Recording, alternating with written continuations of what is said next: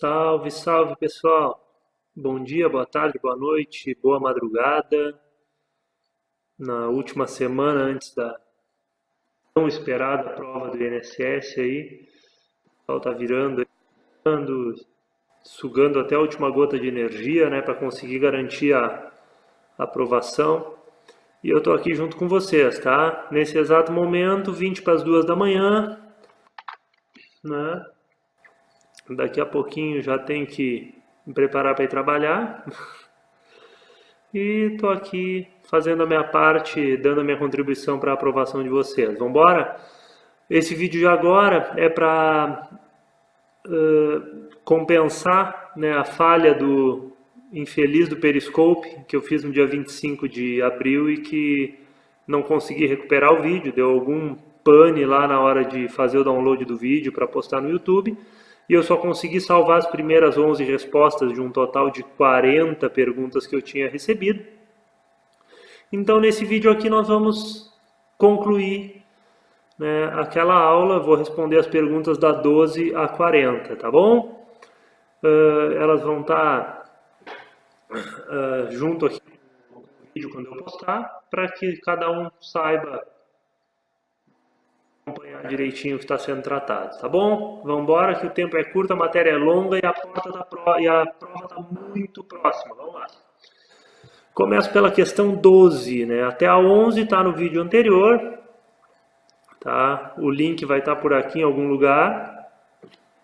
Vocês fiquem de olho. E a partir da 12, então, vamos lá. É correto afirmar que filhos menores receberão o benefício de pensão por morte desde a data do óbito, independente da data do requerimento, visto que para eles não corre a prescrição? Sim, perfeitamente. Essa afirmativa está 100% correta, tá bom? Só existe uma divergênciazinha judicial. Alguns tribunais entendem que aquele prazo de 90 dias iniciaria a sua contagem para os menores a partir dos 16 anos, é o que eu entendo, tá? E outros, o STJ principalmente, tem dito que esse prazo se inicia a partir dos 18 anos, tá? Que a partir dos 16 anos a capacidade do menor é relativa, né?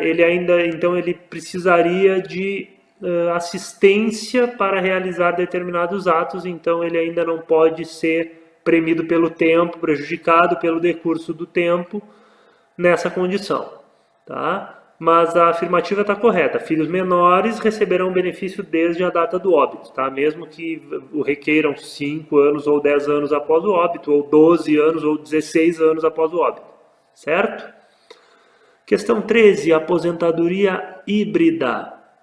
Sei que se o segurado exerceu 5 anos na atividade urbana, depois foi para a atividade rural e laborou 10 anos, ele pode pedir aposentadoria por idade aos 65 anos, considerando para efeito de carência a somatória das atividades urbana mais rural. Tá, isso é aposentadoria híbrida por excelência.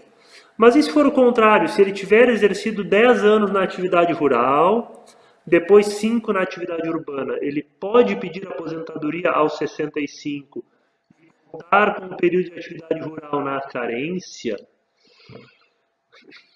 Olha, para mim, tá? Isso porque o artigo 51, parágrafo 2º do regulamento, que é o que estabelece a aposentadoria híbrida, diz o seguinte: os trabalhadores rurais de que trata o caput terão direito a computar, se completar 65 anos de idade, se homem, 60 se mulher, computando período de contribuição sobre outras categorias seguradas, etc. Então, o parágrafo 2º do artigo 51 do regulamento estabelece a aposentadoria híbrida para os trabalhadores rurais. Tá? Nesse exemplo dado, não estamos falando de um trabalhador rural, estamos falando de um trabalhador urbano que antigamente trabalhou no campo. Tá? Então eu entendo com base nisso que não seria possível. Mas o que eu posso fazer se lá no parágrafo 4º do mesmo artigo 51 o legislador diz assim: fica-se o disposto nos parágrafos 2º e 3º, ainda que na oportunidade do requerimento da aposentadoria, o segurado não se enquadre como trabalhador rural. Diante disso, só posso sentar e chorar e me conformar, tá? Então, é perfeitamente possível que um trabalhador urbano que tenha anteriormente exercido atividade rural possa se aposentar por idade aos 65 anos, computando o período de atividade rural para fins de carência. Certo? Entendido?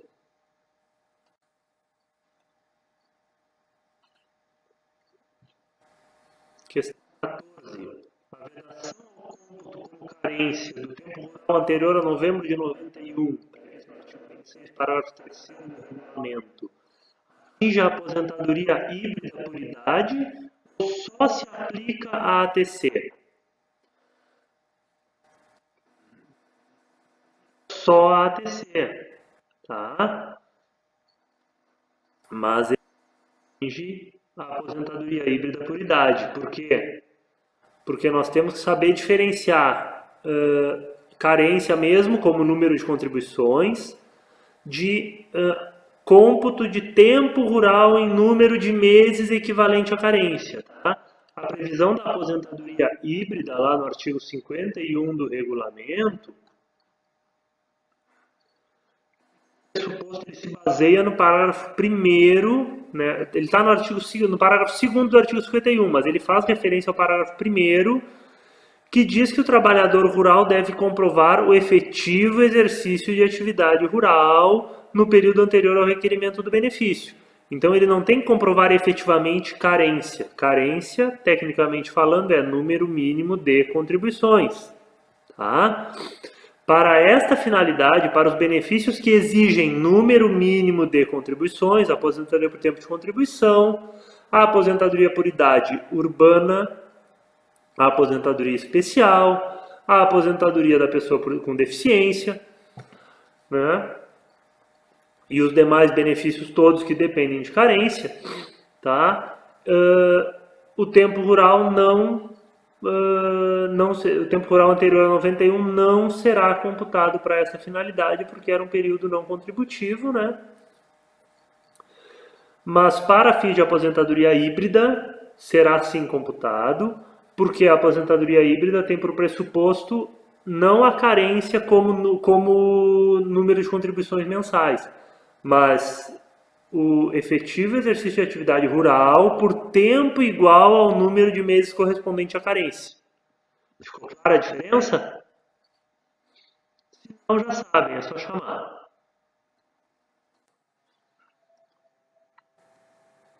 E vamos em frente.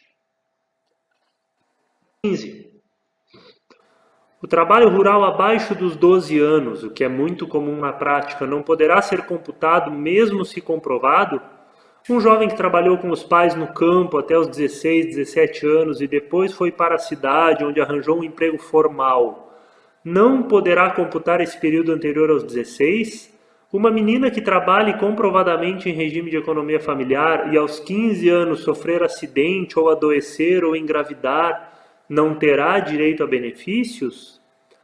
Bom, antes de tudo, faço um alerta para vocês que são futuros técnicos do Seguro Social. Se vocês forem se pegar em situações pontuais como essa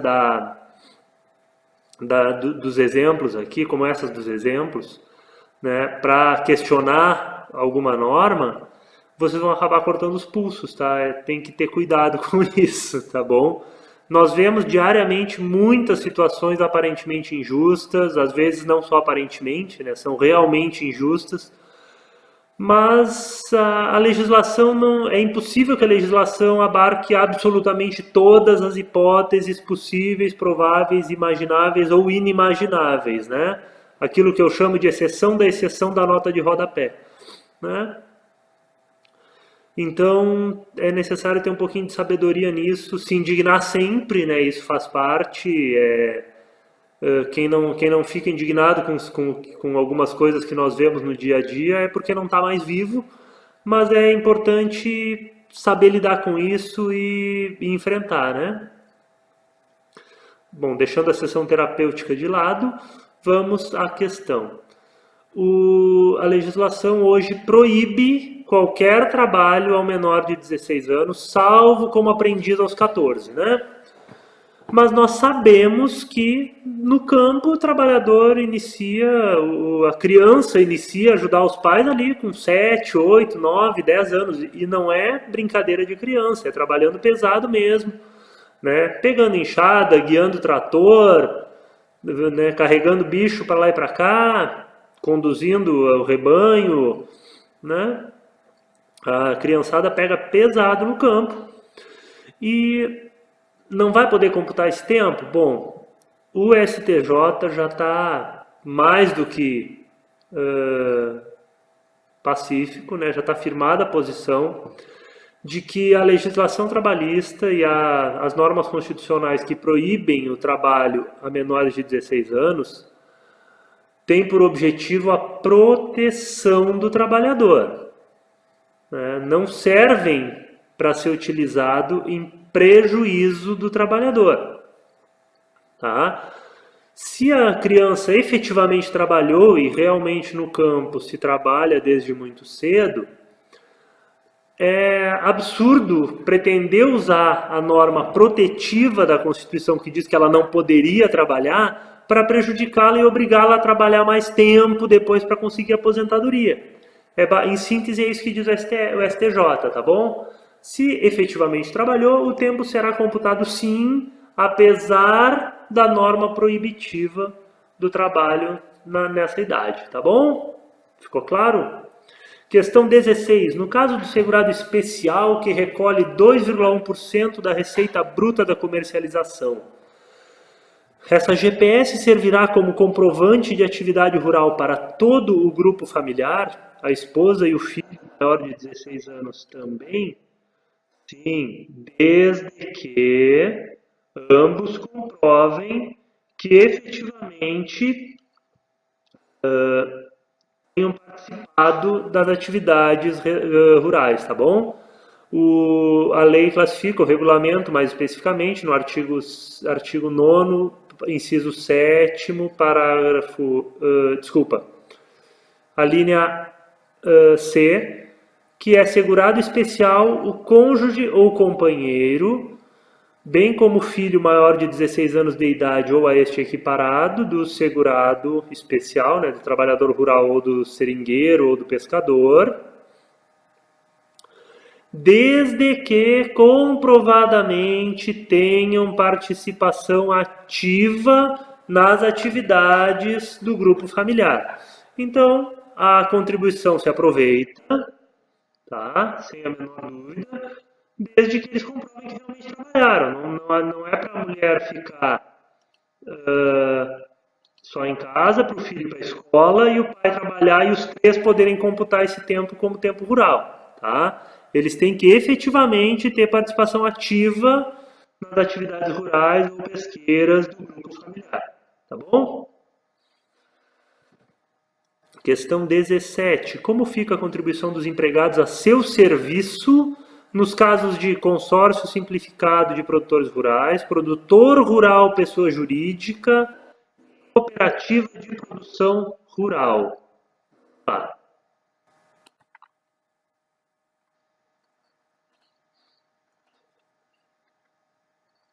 Consórcio simplificado de produtores rurais. A previsão da contribuição desse artigo 200B do regulamento, tá bom? Diz que a cota patronal, o GILRAT e a contribuição a terceiros, né, do Senar, do consórcio simplificado de produtores rurais, é substituída, tá, pela contribuição dos respectivos produtores rurais integrantes do consórcio. Tá? Então, eles vão recolher 2,1% sobre a receita bruta da comercialização da produção e isso vai substituir cota patronal, GILRAT e Senar. Entendido?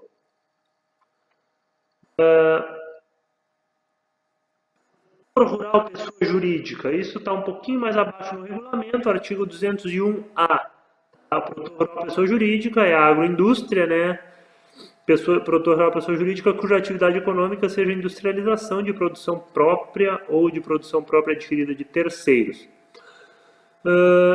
Em substituição à cota patronal e ao GILRAT, né, as contribuições padrão da empresa, né, de 20% e mais 1, 2 ou 3%, o produtor rural, pessoa jurídica, recolhe 2,5% para a Seguridade Social e 0,1% para o GILRAT. Então, diferenciando-se do contribuinte, diferenciando-se do segurado especial, tá? E do produtor rural, pessoa física, né, que é o contribuinte individual,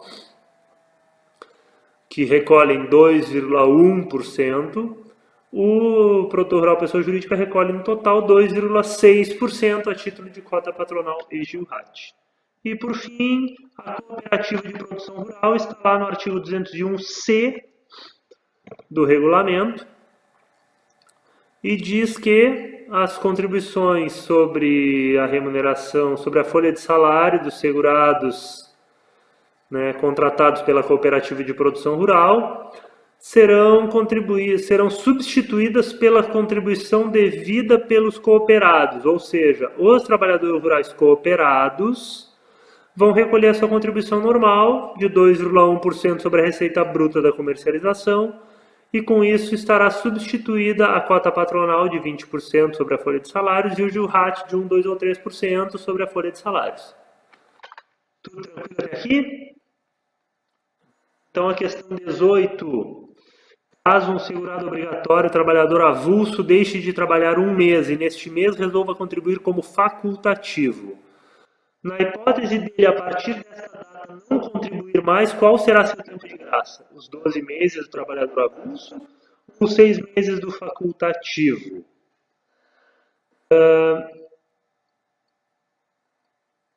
ser bem sincero, nenhuma nem outra, tá? Mas é assim. Ele vai ter, na verdade, 11 meses de período de graça ainda, tá bom?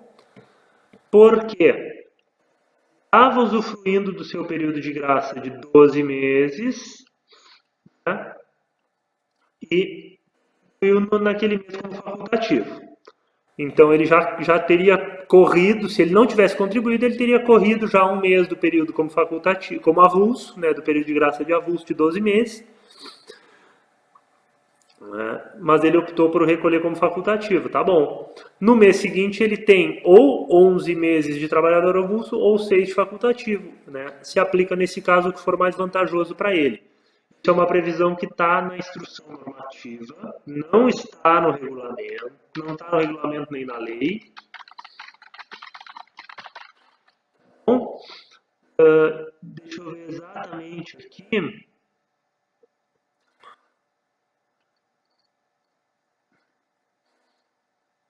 Na instrução normativa, se alguém tiver curiosidade em lei, está no artigo 137, parágrafo 8º.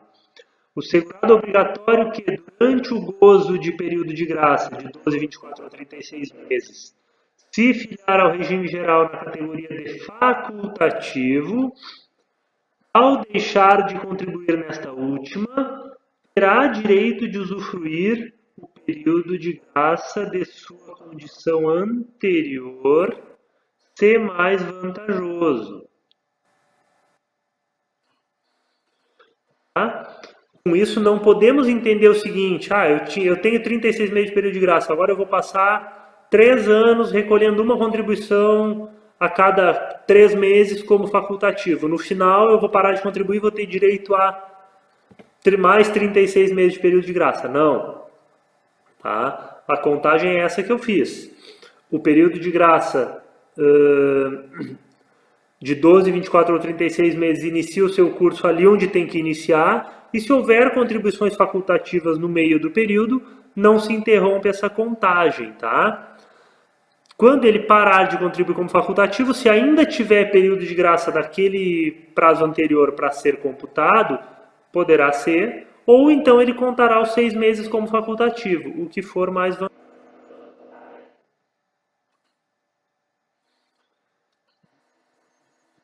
assim, mas acredito que tenha ficado claro. Se a dúvida persistir, me chamem.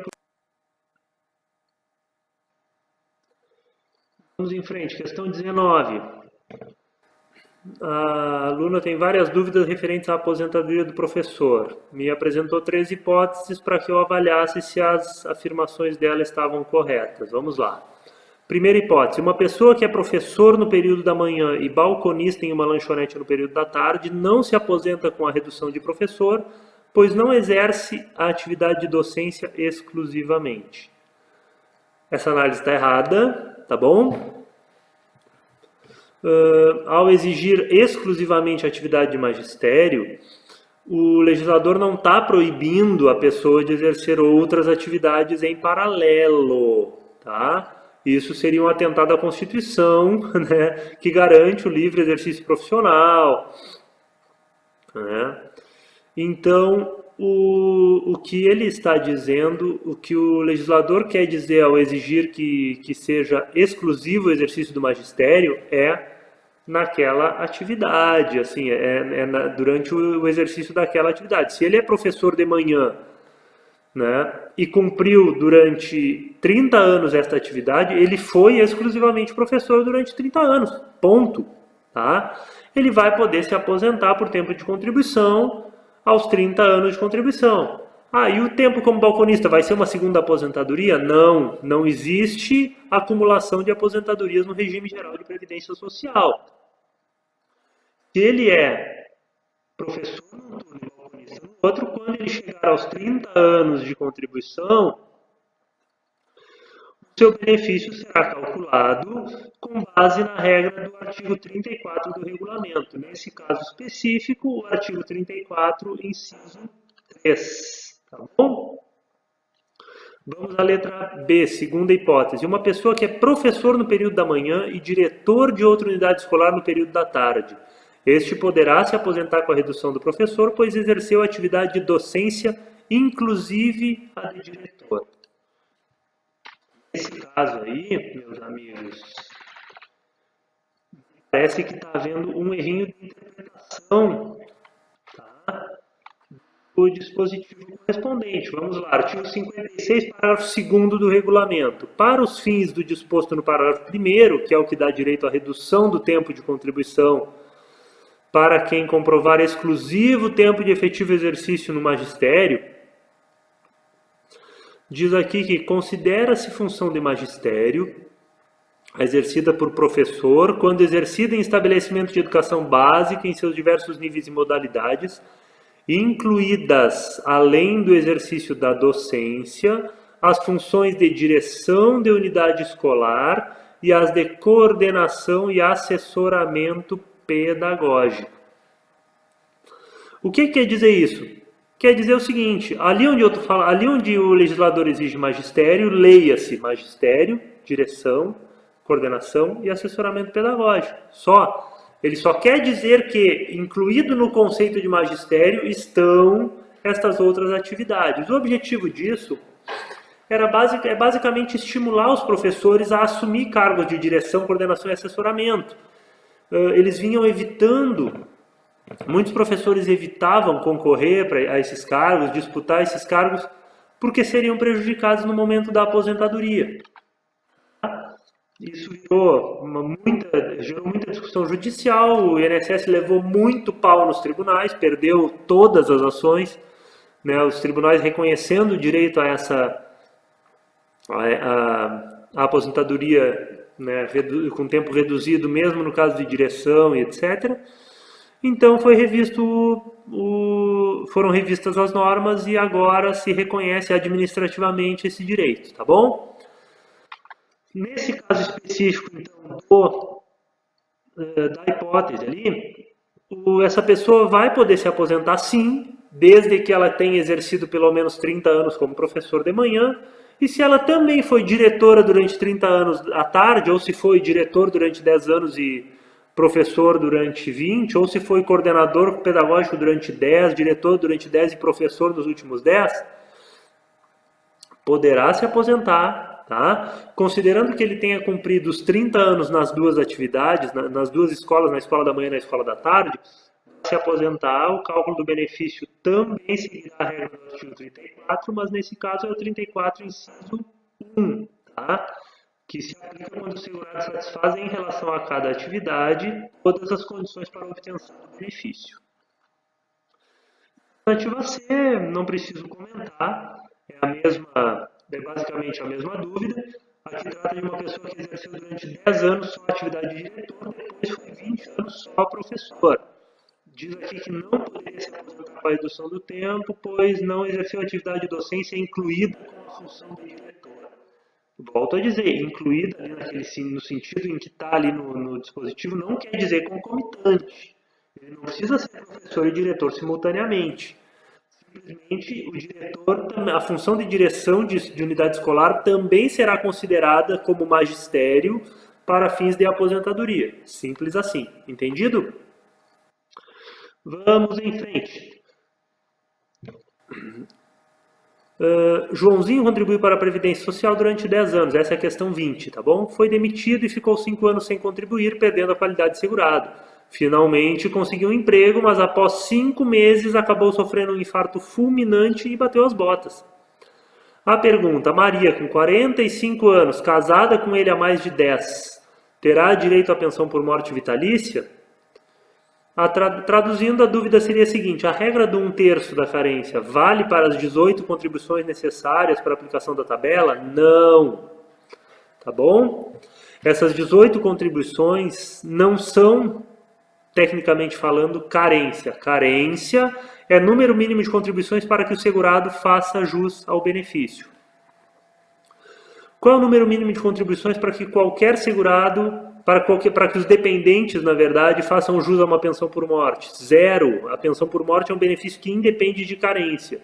Essas 18 contribuições são o número de contribuições necessárias para o cônjuge ter direito a aplicar a regra da idade, mas isso não é uma carência. Se o segurado não tiver nenhuma contribuição, o cônjuge vai receber o benefício por 4 meses. Tá? Então não é carência, não se confunde. Se não é carência, a regra do 1/3 não vale para ela. Entendido? Vamos em frente. Artigo 21, questão 21. Estava lendo a Lei 8.213 e fiquei com uma dúvida referente ao artigo 71b, visto que o parágrafo 2º diz: o benefício de retrato caput será pago diretamente pela Previdência Social durante o período entre a data do óbito e o último dia do término do salário maternidade originário. Dado sobre. Resumindo, o 71b é aquele caso quando a mãe, na maioria dos casos é isso, né? A mãe que acabou de ter o bebê veio a falecer antes do término do salário maternidade. Se o cônjuge tiver qualidade de segurado, poderá receber o salário maternidade, o cônjuge sobrevivente, tá? Na instrução normativa se exige expressamente qualidade de segurado e carência. Na legislação, na Lei 8.213, diz que será pago ao cônjuge sobrevivente que tiver a qualidade de segurado, observadas as normas referentes ao salário maternidade. Eu entendo perfeitamente que nesse observadas as normas estão, entre outras coisas, a carência, né? Se ele tiver, se for um contribuinte individual, por exemplo, teria que comprovar a carência. Mas a lei não diz isso, eu já vi questões de concurso tratando desse assunto e não mencionaram a carência. Tá? Então eu acredito que podemos desconsiderar essa exigência para fins de prova. Mas a dúvida do aluno é: isso quer dizer que se o segurado falecer, o benefício de salário maternidade será recalculado com referência ao salário do companheiro? Exatamente isso, tá? Se a segurada falecida era contribuinte individual e recebia lá um benefício com base na média lá dos 12 últimos salários, e o seu marido é empregado, ele se afasta do trabalho e receberá o seu salário integral durante o período restante ali de duração do benefício. Se ela era empregada e recebia seu salário integral, e o marido é contribuinte individual, ele receberá um benefício calculado com base na média dos 12 últimos salários, e assim por diante, tá? É como se fosse um novo benefício, só que ele não vai durar 120 dias, ele vai durar só o prazo restante. 22. Também estou com muita dúvida em relação aos 15% que a empresa deveria recolher quando contratar cooperativa de trabalho. O que levar para a prova? Vi algumas pessoas falando que a edição pela Receita Federal do Ato Declaratório Interpretativo número 5 de 2015, essa contribuição não é mais necessária. É esse conhecimento que devo aplicar na prova ou levo que, segundo a lei tem que recolher e, segundo a jurisprudência, não precisa? Bom, eu responderia nessa prova que seria necessário, sim, eu responderia nessa prova que seria, sim, necessário recolher essa contribuição, tá? O inciso 4 do artigo 22 da Lei 8.212 ainda estava em vigor na data do edital, ele só foi suspenso pelo Senado em 31 de março desse ano. E a legislação em vigor na data do edital pode ser cobrada, tá? Nós sabemos que o STF declarou a inconstitucionalidade dessa contribuição em 2014, que a Receita Federal administrativamente decidiu que não iria constituir crédito decorrente da omissão dessas contribuições, mas o fato é que a contribuição ainda existia, então eu acredito ser prudente considerá-la válida, salvo se o enunciado fizer uma menção à jurisprudência mesmo, certo?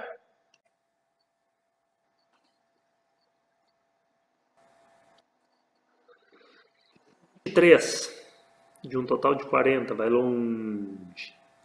Referente ao seguinte parágrafo da 8.213, artigo 15, parágrafo 4º.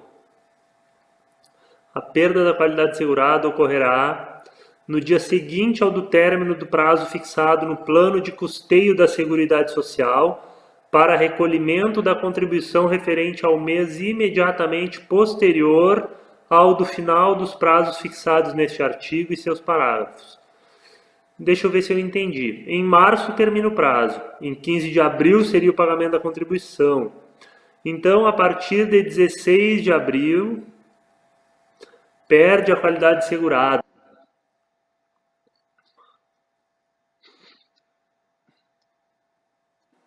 Não é bem assim. Esse exemplo aqui ficou meio complicado. Vamos ver se eu consigo explicar melhor, tá?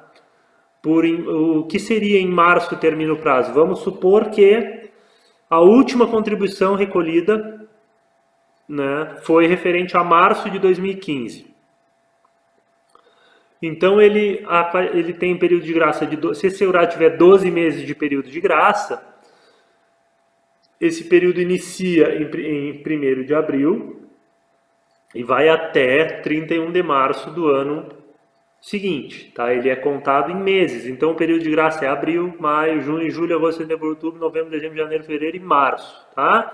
Até março ele é segurado, ele ainda está na qualidade de segurado, em março, tá?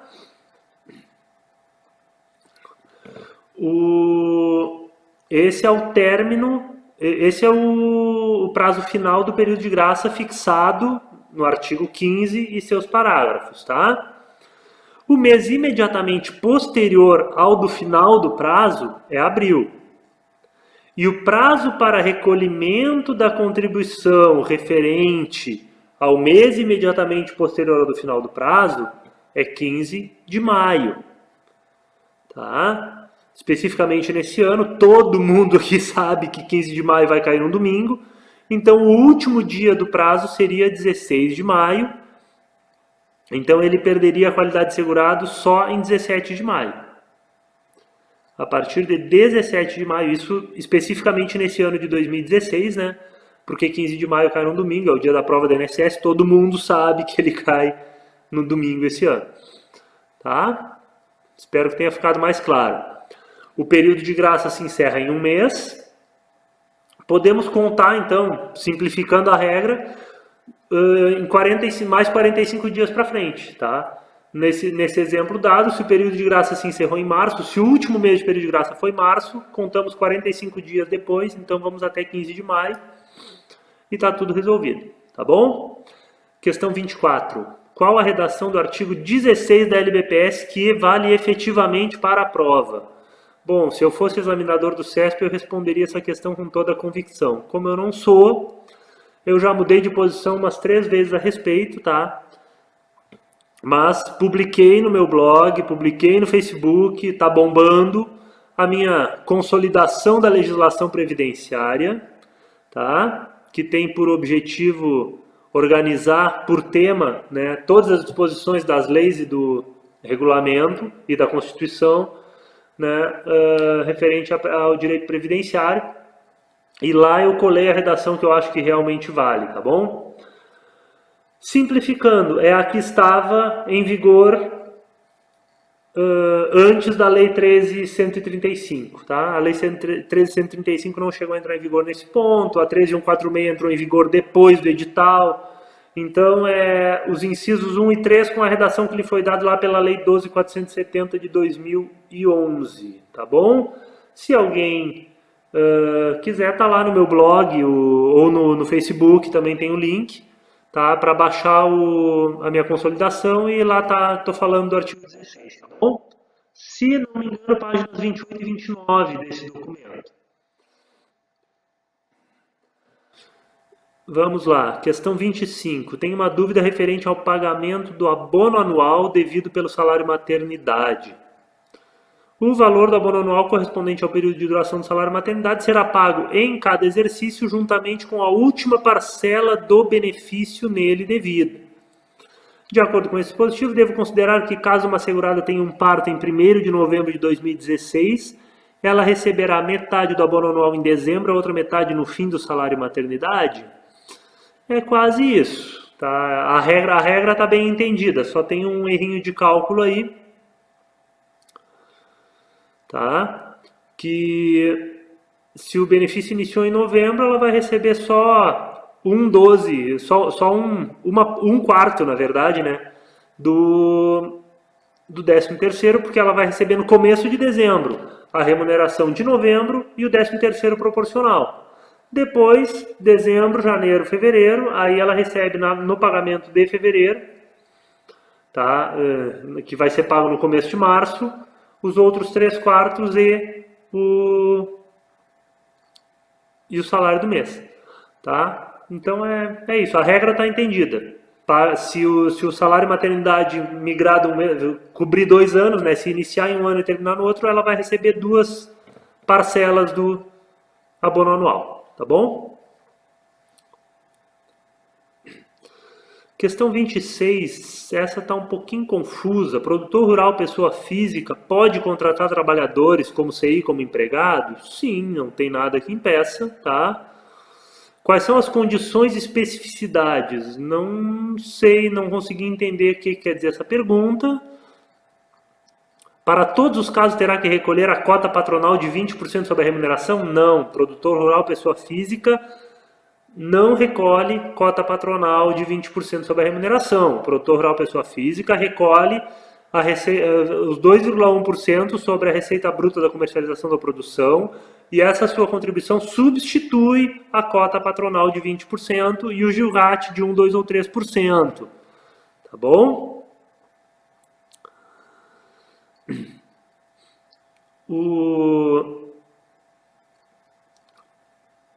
Aqui tem um complemento. Estou com dúvida, pois no regulamento diz que poderá contratar como empregado desde que até 60 dias no ano e que para esse segurado a alíquota será 8% e nos outros casos, como contratar por mais de 60 dias? Tá.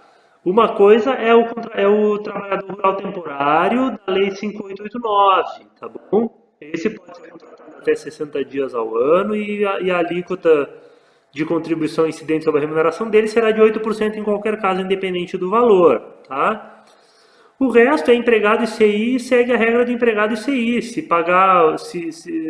Se recebe sobre o teto, vai pagar 11%, se recebe salário mínimo, vai pagar 8%, se recebe ali perto de R$2.000, vai pagar 9%, tá? É isso. Questão 27. Pode-se dizer que o INSS poderá suspender temporariamente o pagamento de benefícios e que a União fará a cobertura da insuficiência de recursos? Olha, não.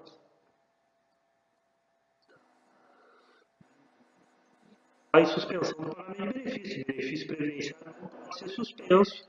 Se faltar dinheiro para o INSS, a União vai cobrir, a União é responsável pela cobertura da insuficiência, mas o que ela vai fazer? Ela vai repassar para o INSS o dinheiro e o INSS vai continuar pagando benefício, não suspende nada, tá? Questão 28, está acabando. Na pensão por morte de segurado que tiver pago menos de 18 contribuições, o dependente na condição de filho com 15 anos receberá o benefício até os 21? Sim. E se for casado, a cônjuge receberá apenas por 4 meses? Em regra, sim. Exceções. Se a cônjuge for inválida, vai receber até cessar a invalidez. Se o óbito for decorrente de acidente, a cônjuge vai receber de acordo com a tabela da idade, tá?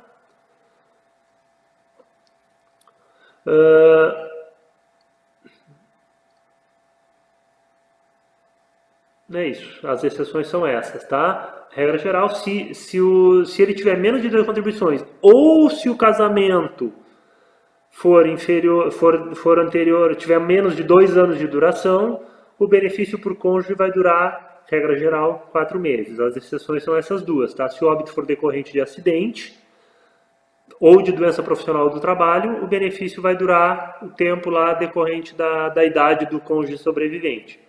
E se o cônjuge for inválido, o benefício se prorroga até a data da cessação da invalidez. Tá? Questão 29. Se a questão falar em parcela recebida a título de vale transporte, posso considerar que não integra o salário de contribuição? Olha, eu espero que o examinador tenha decência de dizer se o vale transporte é pago em dinheiro ou não, tá? Se ele disser isso, aí nós temos que considerar o seguinte: para a legislação previdenciária, vale transporte em dinheiro integra o salário de contribuição, tá? E vale transporte pago na forma da legislação própria não integra o salário de contribuição. Para a jurisprudência, vale transporte não integra o salário de contribuição em hipótese nenhuma. É isso que tem que ser considerado, tá?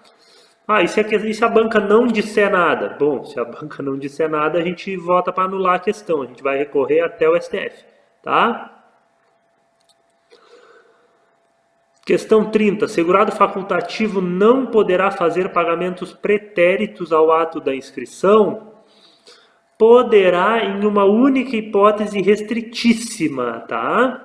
Ele poderá retroagir apenas 2 meses nessa hipótese. A regra geral é que ele não pode recolher retroativamente, tá bom? Exatamente onde diz isso.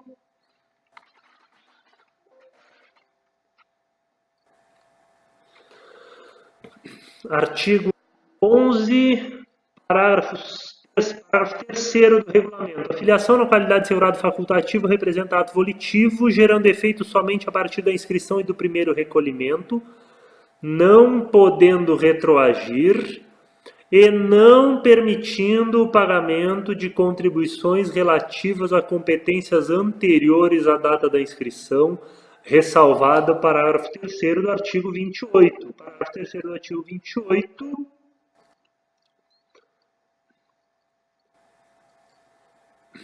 é a exceção a que eu me referi, que é extremamente restrita, tá? É para a hipótese de recolhimento trimestral. Aquele segurado facultativo que recolhe sobre um salário mínimo e quiser, pode optar pelo recolhimento trimestral, tá? Ele recolhe sempre no fim de cada trimestre civil, tá? Abril, julho, outubro e janeiro. Ele efetua os recolhimentos referentes aos 3 meses anteriores. Em abril, ele recolhe as contribuições de janeiro, fevereiro e março. Em julho, de abril, maio e junho e assim por diante, tá? Essa é a única hipótese em que se admite o recolhimento retroativo e ainda assim, esse recolhimento só pode ser retroativo aqueles primeiros 3 meses, tá? Um segurado facultativo que se filiou agora em maio, né, pode recolher, quer dizer, um segurado facultativo que tenha se filiado em abril poderia recolher, se quisesse optar pelo recolhimento trimestral, poderia recolher contribuições retroativas a janeiro, fevereiro e março, tá? Se ele não quiser isso, se ele não quiser o recolhimento trimestral, ele só pode recolher a contribuição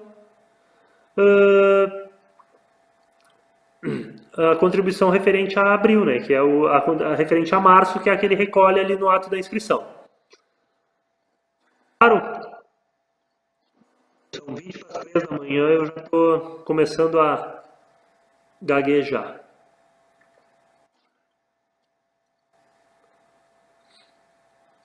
Questão 31, dúvida 31. Sobre auxílio reclusão, na Lei 8.213 não fala nada sobre esse benefício ser concedido apenas para segurado com baixa renda. Mas pela jurisprudência do STF, sim, o decreto 3048 também menciona que só recebe se o último salário for inferior ou igual a tanto. Então devemos considerar que ele é concedido apenas segurado preso de baixa renda de modo geral? Gente, com toda a certeza, tá? E esqueçam a literalidade da 8.213 nesse ponto. A Lei 8.213 é de 1991. Em 1991, o auxílio reclusão era um benefício devido a todos os segurados. A partir de 98, a emenda constitucional número 20 alterou a Constituição e fez constar lá que o auxílio reclusão e o salário família são benefícios devidos apenas aos dependentes do segurado de baixa renda. O regulamento, o decreto 3048, é de 1999. Então, quando ele foi editado, já estava em vigor essa nova disposição constitucional e ele já foi criado respeitando essa norma constitucional. Por isso tem essa divergência, mas o auxílio reclusão sempre é devido apenas aos dependentes do segurado de baixa renda, tá bom? Hoje esse limite de renda está em 1.212 com alguns centavos, agora me fugiu o valor, tá? E em 2015 era 1.089,72. Vamos lá. Dúvida 32. Os dependentes, enquanto recebem pensão por morte ou auxílio reclusão, mantêm a qualidade de segurado? Não, gente. Peraí. Para tudo. Dependente é dependente. Segurado é segurado. O dependente só tem vínculo indireto com o regime geral de previdência social porque ele depende economicamente de um segurado. O fato de receber pensão ou auxílio reclusão não torna aquele dependente segurado, tá? Se ele jamais trabalhou, jamais contribuiu para o INSS, o fato de receber pensão não o torna sujeito de direito a benefício, tá? Um dependente que esteja recebendo pensão e venha a adoecer não vai poder, só pelo fato de ser dependente, pleitear um auxílio-doença ou uma aposentadoria por invalidez, tá bom? Muito cuidado com isso. E a segunda dúvida, esses benefícios acumulam um com o outro? Bom, auxílio reclusão e pensão se confundem, a legislação já diz ali que o auxílio reclusão será concedido nas mesmas condições da pensão por morte. Então, entendemos que ele pode ser acumulado apenas nas hipóteses em que a lei não veda a acumulação de pensão. E quando é que a lei não veda a acumulação de pensão? Em uma única hipótese, quando o filho recebe pensão do pai e da mãe. Tá? A legislação não veda expressamente essa acumulação. Todas as outras hipóteses do cônjuge, também já vi um caso, mas aí só judicialmente, de uma mãe que recebe pensão do marido e do filho. Ela dependia economicamente do filho, a pensão que ela recebia do marido não era suficiente para o seu próprio sustento, ela vivia com o filho, comprovadamente dependia dele, e quando o filho faleceu, ela pediu pensão e judicialmente levou, tá? A legislação não proíbe realmente, a legislação só proíbe a acumulação de pensão de cônjuge companheiro, né,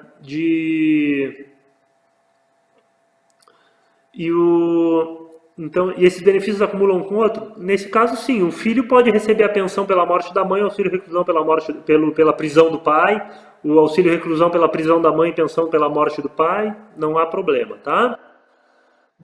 E 3, a empregada doméstica rural tem redução na idade para aposentadoria por idade? Olha, trabalhador rural que tem direito, tá? Olha só, isso tá lá no do regulamento. Bom, vamos lá. Aposentadoria por idade, uma vez cumprida a carência exigida, será devida ao segurado que completar 65 anos de idade se homem ou 60 se mulher. Reduzidos esses limites para os trabalhadores rurais, respectivamente, homens e mulheres, referidos. Agora é que o bicho pega, olha só. na linha A do inciso 1, ou seja, empregado, na linha J do inciso 5, ou seja, contribuinte individual, e nos incisos 6 e 7 do caput do artigo 9º, ou seja, trabalhador avulso e segurado especial. O empregado doméstico está aqui? Não. Então, para o empregado doméstico rural, não há direito à redução da idade, tá bom? O segurado especial deficiente acumula as reduções de idade? Não, tá? A aposentadoria por idade da pessoa com deficiência, diga-se de passagem, tem uma idade mínima fixada já, não se reduz mais que isso. Não é, como é que posso dizer? Ela não é o direito à redução em 5 anos, é o direito a se aposentar aos 60. Tá? O trabalhador rural já tem esse direito de se aposentar aos 60, então para ele, na verdade, né, na condição de pessoa com deficiência, ele acaba não tendo benefício nenhum na aposentadoria da pessoa com deficiência, tá bom?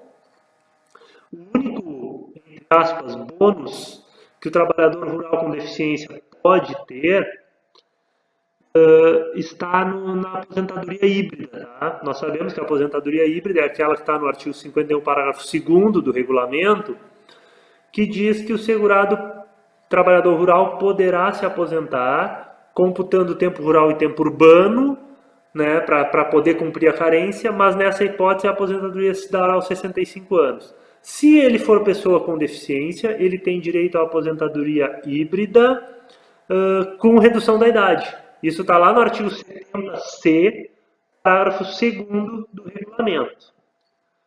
Bom, para até aqui, pessoal. O rol dos fatores de risco para a aposentadoria especial é taxativo ou exemplificativo? Fatores de risco, agentes físicos, químicos, biológicos para a aposentadoria especial. Bom, eu entendo, tá? Eu já vi algumas decisões nesse sentido, que os agentes nocivos, os agentes físicos, calor, frio, radiação, os agentes químicos, os produtos químicos ali listados, o rol de agentes físicos e químicos é taxativo, tá? Para poder, ou seja, para poder ser ampliado dependeria de alteração legislativa. Já o rol de atividades que implicam em exposição a esses agentes, esse seria exemplificativo, tá?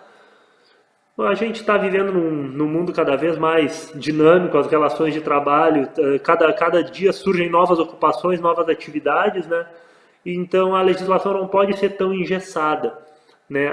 O desenvolvimento de novos produtos químicos não é tão ágil assim, né? E a avaliação dos riscos potenciais desses novos agentes químicos é menos comum ainda, é mais lenta ainda, né? Então é compatível, me parece, com um processo legislativo lento que pudesse ampliar esse rol.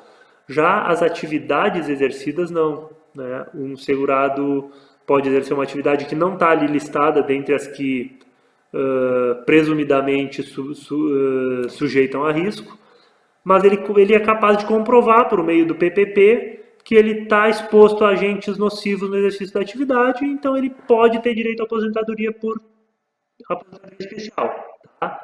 Então, os agentes nocivos, físicos, químicos e biológicos, o rol é as atividades exercidas que sujeitam à exposição a esses agentes, é um rol exemplificativo. Claro?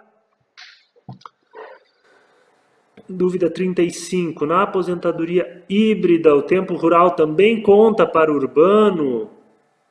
Sim, isso eu já falei lá, me desculpem, tá aqui de novo. O tempo rural conta para urbano, o tempo urbano conta para rural, isso está no artigo 51, parágrafo 4º do regulamento. E na aposentadoria especial, só converte o tempo especial em comum ou há possibilidade de converter o tempo comum em especial? Comum em especial, jamais. Tá bom? Deixa eu ver aqui.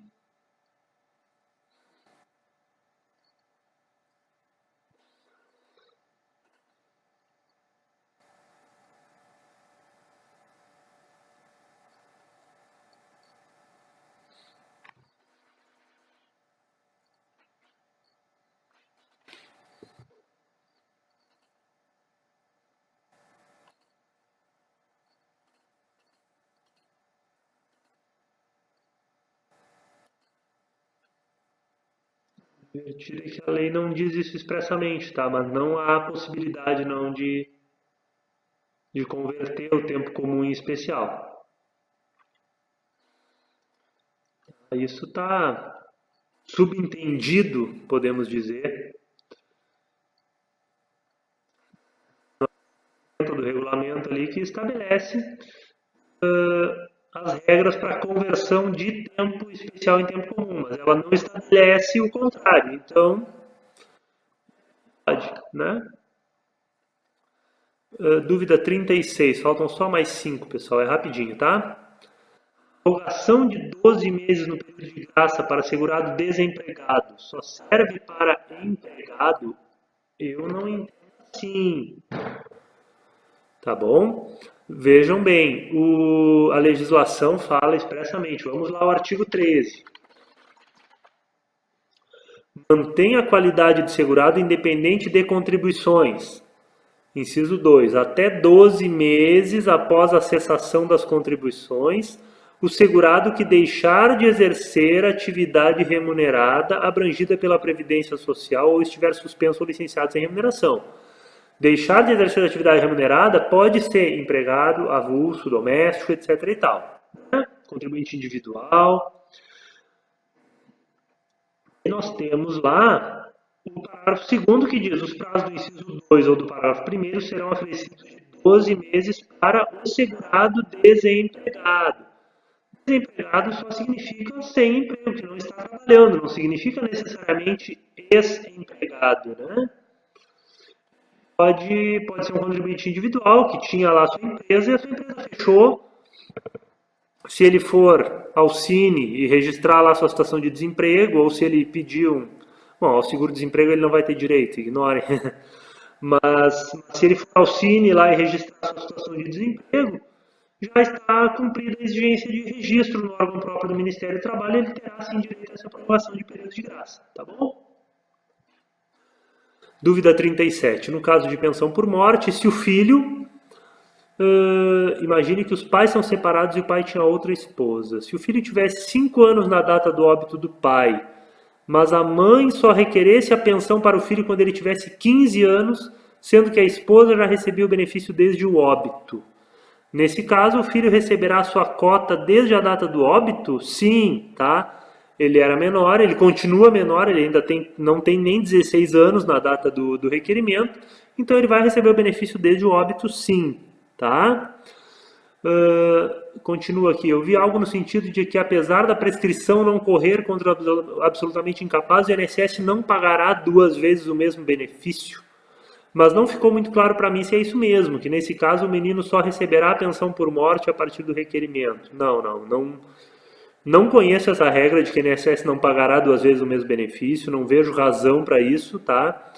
O que é razoável é cobrar da pensionista que recebeu indevidamente o valor devido, né? Vamos botar uma consignação no benefício dela lá, ela vai receber um desconto lá durante alguns anos da sua vida, mas nesse exemplo aí, ele vai sim receber o benefício desde o óbito, tá bom? 38. O que levar para a prova da aposentadoria por idade compulsória? Ora essa, o que está na lei. O artigo 51, né? As regras da aposentadoria compulsória, artigo 51 da Lei 8.213. Talvez essa dúvida seja por causa do aumento da idade da aposentadoria compulsória do servidor público. Na Lei 8.213, né, na legislação previdenciária, continua valendo a regra anterior, tá bom? A aposentadoria compulsória se dá aos 70 anos para o homem e aos 65 para a mulher. No serviço público é que ela foi elevada para 75, tá? Por força da Lei Complementar 152, mas isso não tem relevância nenhuma para regime geral, não nos interessa para a minha matéria, tá bom? E artigo 39, dúvida 39, o que significa dizer que a aposentadoria não extingue o contrato de trabalho? Ora, significa que se o segurado está trabalhando e ele se aposenta, ele pode continuar trabalhando, não há absolutamente nada que impeça, só isso. Dúvida 40 e última antes da prova. Se o aposentado especial voltar à atividade de risco, o que acontece? O benefício é suspenso de imediato ou primeiro ele é orientado a deixar a atividade? Vamos à legislação. Artigo 69, parágrafo único do regulamento. O segurado que retornar ao exercício de atividade ou operação, que o sujeite aos riscos e agentes nocivos ou nele permanecer, será imediatamente notificado da cessação do pagamento no prazo de 60 dias contado da data da emissão da notificação.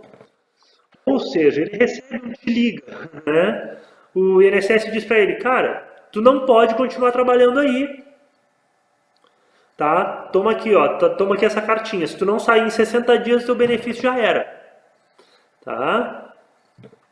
É isso que acontece. Tá bom? Ele tem então 60 dias a partir da expedição da notificação pelo INSS para deixar a sua atividade sob pena de cancelamento do benefício. Era só isso, pessoal. Acho que com isso eu pago todas as minhas dívidas com vocês, né? Espero que não tenha deixado nada para trás. Se alguma dúvida ficou, já disse, cassius.prev@gmail.com. As minhas próximas madrugadas serão respondendo os e-mails de vocês, tá? Espero que tenha sido útil esse meu tempo aqui, esses meus vídeos, eu tentando superar minha timidez, né? De alguma maneira eu espero ter ajudado vocês. E quero comemorar com vocês quando passarem, tá bom? Lembrem de mim. Se alguém quiser assumir a vaga aqui na gloriosa Santa Vitória do Palmar, né, vamos ter uma vaga aqui. A gente celebra junto a chegada e a nomeação, tá bom? Um abraço, Deus abençoe. Boa noite.